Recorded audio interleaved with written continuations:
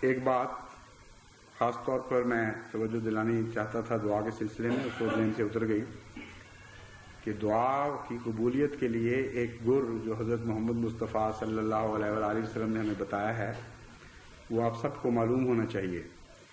طبعاً تو یہی ہوتا ہے عموماً، لیکن کانشیسلی باشعور طور پر ہر احمدی کے ذہن میں یہ بات حاضر رہنی چاہیے کہ حضور صلی اللہ علیہ وآلہ وسلم نے فرمایا کہ دعا کی قبولیت کا ایک راز تمہیں بتاتا ہوں، پہلے خوب اپنے رب کی حمد کرو، اس کی محبت کے گیت گاؤ، اور پھر مجھ پر درود بھیجو، اس لیے کہ آپ خدا کو سب سے زیادہ پیارے ہیں۔ اور یہی چیز ہے جو فطرتاً بھی ہمیں نظر آتی ہے۔ آپ نے دیکھا ہوگا جو ہوشیار فقیر ہیں وہ ماؤں سے بعض دفعہ ماؤں سے بھی بڑھ کر بچوں کو دعائیں دیتے ہیں، جانتے ہیں کہ ایسی محبت ہے کہ یہ بچوں کی محبت کی وجہ سے مجبور ہو جائیں گے ہمیں کچھ ڈالنے کے لیے۔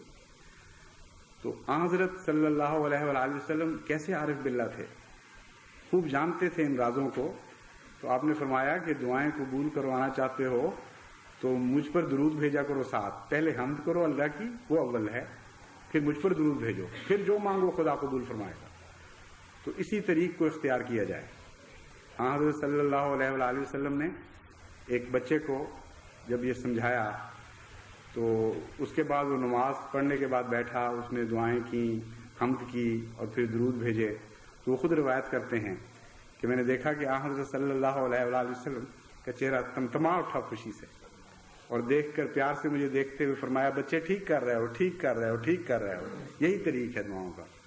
تو آپ بھی دعاؤں میں یہ بات نہ بھولنا کہ حمد کے ساتھ ہی بے اختیار دل سے درود کے چشمے بھی پھوٹ پڑے، تاکہ ناممکن ہو جائے اللہ تعالیٰ کی رحمت کے لیے ان دعاؤں کا رد کرنا۔